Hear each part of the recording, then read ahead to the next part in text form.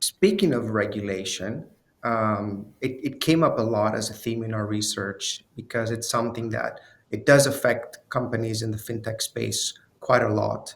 But there's also an opportunity to work through that in a creative way, right?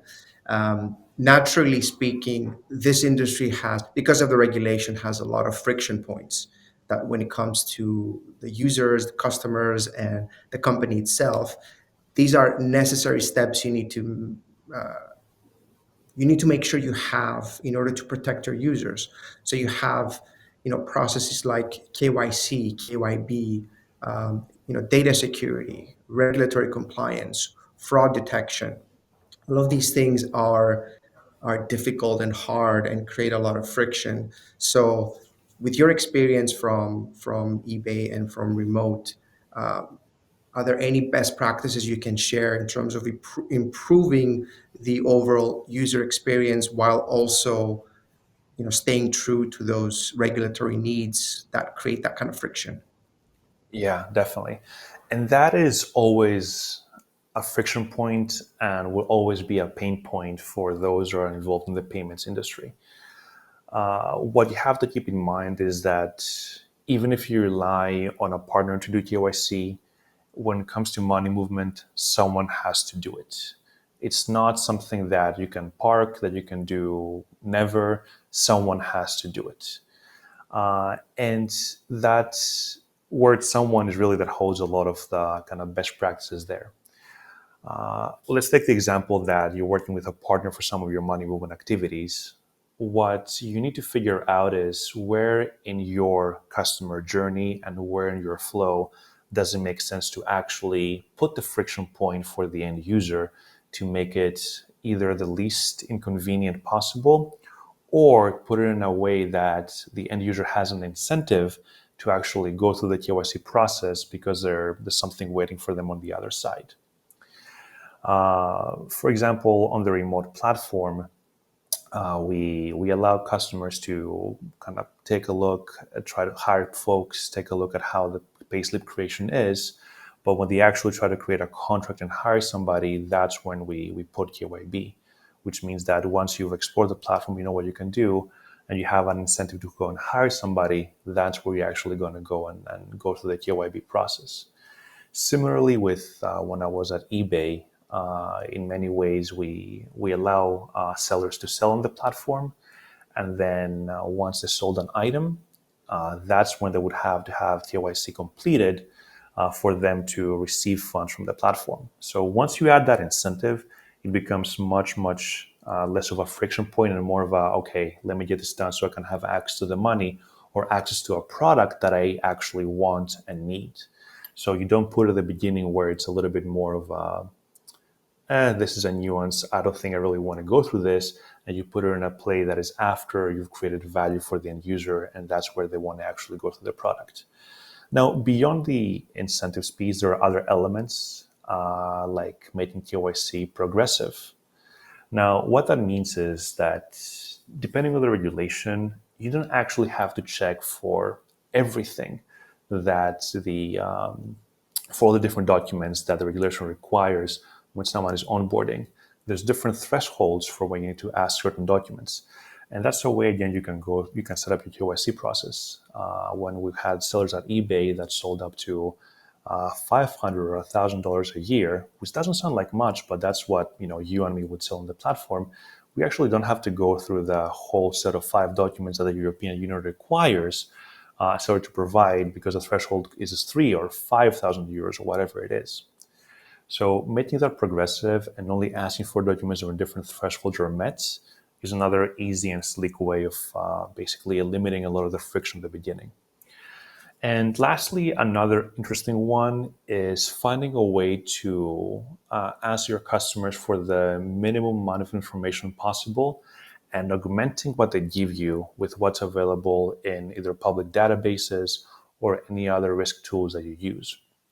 There's a lot of databases out there that contain customer or companies' registrations or licenses or information about when they were founded, who the directors of the ultimate beneficial owners are. and which is a lot of the data that regulators require you to know, understand, and check when you go through your KYC or KYB processes. Now, the fact that that data exists and you can access it means that you can ask for less information from your customer when they're actually going through the KYB process. You can ask for 2 data points and then augment that with the 3 other data points you need for your KYB process through databases like LexisNexis in the US that holds a lot of information on companies and individuals. So, to summarize, incentives, progressive KYC, and finally augmenting the information that you have based on what's available to make sure that the KYC or KYB entity gives the minimum amount of information possible. Now, with all that, KYC or KYB is always going to be a friction point. Like I said before, this is just a few ways that you can kind of massage the process to make it a little bit easier for those who are involved. Yeah. I love the progressive KYC one, especially on the example you gave. If I'm only selling like a couple $100 worth of merchandise, why do I need to give all this documentation? Let me, you know, provide all that information once I reach Exactly, that exactly. threshold. So that makes sense. In terms of the database, the augmentation in terms of the additional data points you find for companies, is that list accurate, or do you need to verify any of that with your It clients? depends, which is not the answer you probably want to hear, but no database is perfect, right? At Remote, we're testing different ways because at Remote, given the volumes that we do, progressive KYB doesn't really work. If you think about our customers, when they pay salaries, you're immediately going to go above the thresholds that regulators will require us to check. So we have to work with the full set of documents that we're going to require based on the regulators' guidance. Now, we try to ping databases like DNB, Orbis, and our database in the US, but the reality is that more often than not, they need a lot of manual work to make sure that you uncover the data you need. There might be duplication in company names, there might be different SIC codes, there might be different outdated information, you name it, right? So if you do this augmentation, it definitely takes away from a friction point on the user end perspective, but it's definitely going to add some manual work on the back end that the company has to then cover to make sure that the information you're pulling is correct. There's no perfect solution out there, right? But if you try to go down the augmentation path, then there's definitely going to be some manual work involved to make sure the information is clean. And then if it's not clean, then go back to the customer and ask for updated information from them. Yeah. And I like the first point that you made about the incentives, providing incentives for your customers or clients to provide that the documentation. It's almost like a sneaky way of like, here's a taste of our You're, product. All this. yeah, I don't want to say you're If you gamifying, want it, if you but fully want it now, give us all of this exactly. information. Exactly. But at that point, you make KYC not be a friction point, as in, oh my God, I have to do this Yeah, in order to even go on the platform. yeah, At that point, it's like, oh, okay, let me just have access to my money when I offer my information. And that makes it more in line with, if I open a PayPal account, I'm going to very much willingly give my information because I want to be able to to be able to send money to somebody. So if you have those kind of incentives that, hey, in order to access your funds or in order to do XYZ on the platform, and XYZ is always something crucial on the platform, that's really when those kind of incentives is really what you have to have in place to make sure people go through KYB. Again, at eBay, it was based on how much you had sold and making sure you complete your KYC before you receive your funds.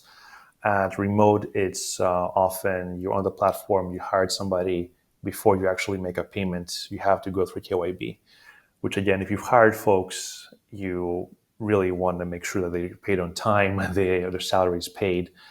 So at that point, you have a pretty strong incentive to go through the process of completing your KYC or your KYB so that your employees or contractors are actually paid on time and are happy.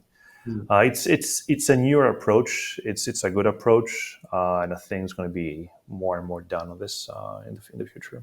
Yeah. Yeah. And is this also applied for like customer onboarding? Because that can also be a process that creates a lot of friction for companies. Definitely, and that's actually what we do currently at Remote. We had a customer onboarding flow that required a lot of information before we even started doing payments on the platform. And the reason for that is that for our EOR product, the employer of record, we are the ones actually hiring the employees through our entities, which means we have to make sure that the companies that we're working with are legit companies. Otherwise, we will be the ones on the hook for making payments to fraudulent employees. And that's not a place that any company wants to be in. So as you think about customer onboarding, again, is how can I ask for the minimum amount of information possible to make sure this company is legit, that they can go onto the platform and ensure they're happy with the services and user services, while also making sure that from our side we are covered from a regulatory perspective, but also a fraud and risk perspective, right? Because there's we should not forget that yes, one is just what the regulators want, but two, those measures are there to also protect the company, right?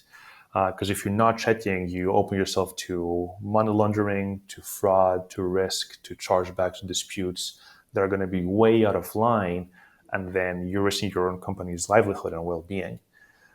So it's always about a risk-based approach, making sure you have the right tools in place to assess whether your onboarding works, doesn't work, ask more or less, test different approaches to find the right balance between friction and acceptable risk for your company and the regulators.